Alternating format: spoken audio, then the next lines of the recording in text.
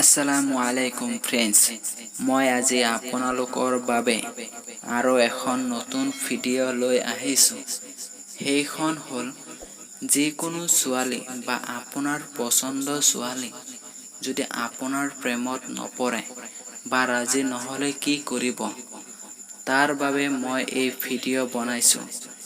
আপোনালোকে স্কিপ নকৰাকৈ ভিডিঅ'টো সম্পূৰ্ণকৈ চাই থাকক। এতিয়া বলক ভিডিঅ'টো আৰম্ভ কৰোঁ।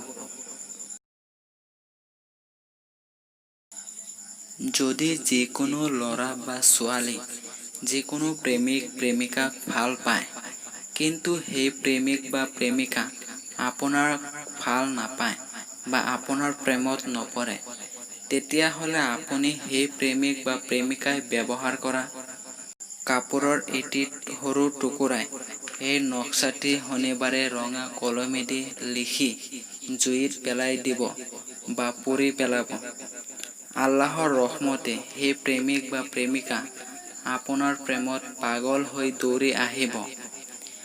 এই কাম কিন্তু কোনো নাজায়জভাৱে নকৰিব, নহ'লে কিন্তু আপোনাৰ গুনাহ হ'ব।